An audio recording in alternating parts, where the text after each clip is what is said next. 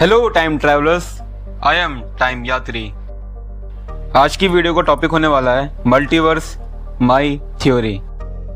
आज इस वीडियो में हम समझेंगे मल्टीवर्स मेरी theory. So without wasting our time, let's get started.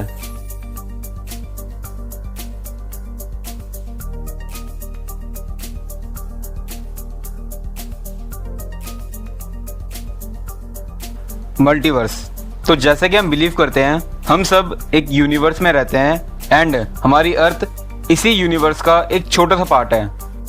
But according to me हम सभी अपने अपने डिफरेंट यूनिवर्स में रहते हैं। लाइक मैं अपने ओन यूनिवर्स में रहता हूँ एंड आप सभी अपने अपने ओन डिफरेंट यूनिवर्स में रहते हैं। चलिए इस कॉन्सेप्ट को एक एग्जाम्पल की मदद से समझते हैं। फॉर एग्जाम्पल, इमेजिन कीजिए दो लोगों को ए एंड बी। ए अपने ओन यूनिवर्स में रहता है अर्थ में। चलिए इसकी यूनिवर्स को नाम देते हैं एज यूनिवर्स।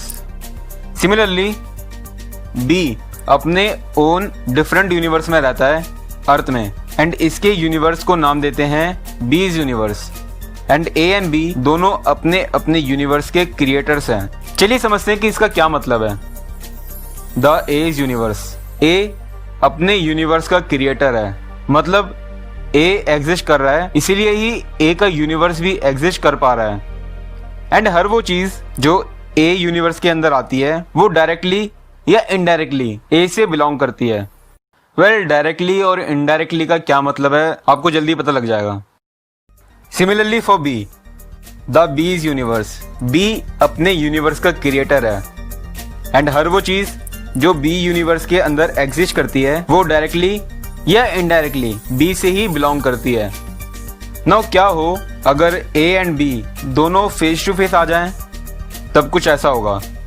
ए यूनिवर्स के लिए जो भी ए यूनिवर्स में आया है वो भी एक्चुअली ए यूनिवर्स में एग्जिस्ट करता है, ना कि अपने बी यूनिवर्स में। सेम बी के लिए भी ऐसा ही होगा। बी यूनिवर्स के लिए जो ए बी यूनिवर्स में आया है वो ए एक्चुअली बी यूनिवर्स में एग्जिस्ट करता है, ना कि अपने ए यूनिवर्स में। वेल आई नो ये थोड़ा कंफ्यूजिंग हो सकता है, लेट मी एक्सप्लेन। जो बी ए यूनिवर्स में एग्जिस्ट कर रहा है वो एक्चुअली बी का ट्विन है जो बी यूनिवर्स में एग्जिस्ट कर रहा है। एंड ये दोनों भी काइंड ऑफ सेम चीजें करेंगे एंड सेम सोचेंगे भी, एंड यही सब सेम होगा बी यूनिवर्स के लिए भी। यानी कि जो ए बी यूनिवर्स में एग्जिस्ट कर रहा है वो एक्चुअली ए का ट्विन है जो ए यूनिवर्स में एग्जिस्ट कर रहा है। नाउ हमारे दिमाग में एक क्वेश्चन भी आ सकता है कि क्या हो अगर दोनों में से किसी एक की डेथ हो जाए। चलिए एज्यूम करते हैं कि ए की डेथ हो गई। नाउ ए यूनिवर्स के लिए सिंस ए की अब डेथ हो चुकी है, यानी कि ए अब एग्जिस्ट नहीं करता, तो ऑटोमेटिकली उसका यूनिवर्स भी एग्जिस्ट नहीं करेगा। एंड बी यूनिवर्स के लिए जो ए इस यूनिवर्स में एग्जिस्ट करता था उसकी भी अब डेथ हो चुकी है। जैसे कि मैंने आपको पहले बताया था कि दोनों सेम चीजें करेंगे, बट वो मरने के बाद भी इस यूनिवर्स में एग्जिस्ट करेगा। ए मरने के बाद बी की मेमोरीज में एग्जिस्ट करेगा क्योंकि वो दोनों पहले मिल चुके हैं। बी ए के लिए कॉन्शियस है। नाउ मे बी आपके दिमाग में एक क्वेश्चन आ सकता है कि एक यूनिवर्स के अंदर एक्चुअली क्या क्या चीजें आती हैं। Everything? Well, the answer is not exactly. Let me explain. चलिए ए यूनिवर्स को समझते हैं as an example. The as universe, हर वो चीज जिसके लिए ए कॉन्शियस है वो सारी चीजें ए के यूनिवर्स में एग्जिस्ट करेगी। एंड वो चीजें कुछ भी हो सकती हैं। एंड जिन चीजों के लिए ए कॉन्शियस नहीं है वो ए के यूनिवर्स में एग्जिस्ट नहीं करेगी। एंड ये सब चीजें बी के यूनिवर्स के लिए भी एप्लीकेबल है। नाउ क्या हो अगर दोनों में से किसी एक की डेथ हो जाए, but this time A and B दोनों एक दूसरे के लिए कॉन्शियस नहीं है। नाउ इमेजिन करते हैं बी की डेथ हो गई। बी यूनिवर्स के लिए सिंस बी की अब डेथ हो चुकी है, यानी कि बी अब एग्जिस्ट नहीं करता, सो ऑटोमेटिकली बी का यूनिवर्स भी एग्जिस्ट नहीं करेगा। नाउ ए यूनिवर्स के लिए सिंस ए बी के लिए कभी कॉन्शियस नहीं था क्योंकि वो कभी मिले ही नहीं है, सो बी ए के यूनिवर्स में कभी एग्जिस्ट ही नहीं करेगा। एंड इसका मतलब सिंस बी कभी ए के यूनिवर्स में एग्जिस्ट ही नहीं करा, सो वो कभी मरा ही नहीं। वेल, यहाँ तक हमने सिर्फ दो लोगों का एग्जाम्पल लिया है। चलिए अब तीन लोगों का एग्जाम्पल लेते हैं। द सीज यूनिवर्स, सी अपने यूनिवर्स का क्रिएटर है, मतलब सी एग्जिस्ट कर रहा है, इसलिए ही उसका यूनिवर्स भी एग्जिस्ट कर रहा है। एंड जिन चीजों के लिए सी कॉन्शियस है वो सारी चीजें उसके यूनिवर्स में एग्जिस्ट करेगी। नाउ क्या हो अगर ए, बी एंड सी तीनों फेस टू फेस आ जाएं? वेल, अभी भी सेम होगा। चलिए समझते हैं। ए यूनिवर्स में जो बी एंड सी एग्जिस्ट करते हैं वो ए यूनिवर्स से ही बिलोंग करते हैं, ना कि अपने अपने यूनिवर्स से। Similarly for B and C universe, B universe में जो ए एंड सी एग्जिस्ट कर रहे हैं वो बी यूनिवर्स से बिलोंग करते हैं, ना कि अपने अपने यूनिवर्स से।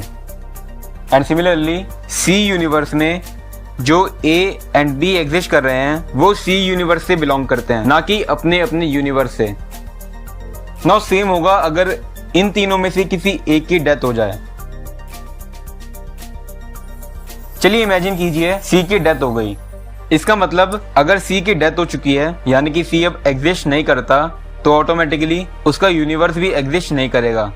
एंड ए यूनिवर्स के लिए जो सी इस यूनिवर्स में एग्जिस्ट करता था उसकी भी अब डेथ हो चुकी है, एंड उसकी डेथ होने के बाद भी वो इस यूनिवर्स में एग्जिस्ट करेगा। सी इस यूनिवर्स में ए की मेमोरीज की फॉर्म में एग्जिस्ट करेगा, यानी कि ए अभी भी सी के लिए कॉन्शियस होगा।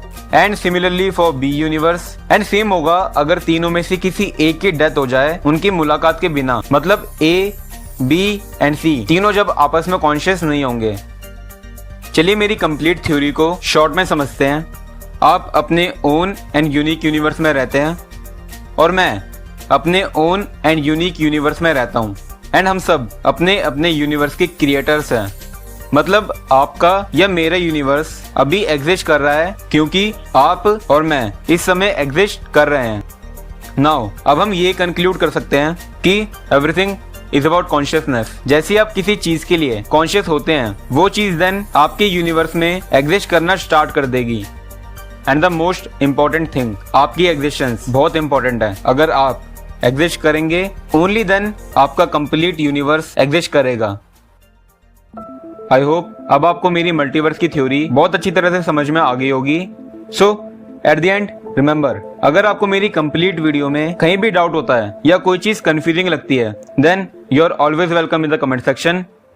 वेल, अभी तक हमने टाइम से रिलेटेड मेरी दो थ्योरीज को समझा है। सबसे पहली टाइम लाइन, जिसमें हमने समझा था कि टाइम बेसिकली एक रोड है, एंड इसमें हमने टाइम को एक एस्केलेटर की तरह समझा था।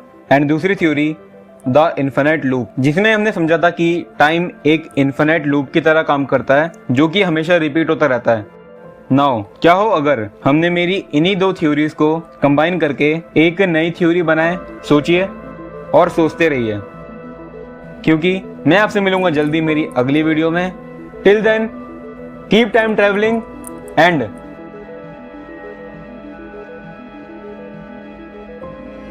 goodbye time travelers, goodbye।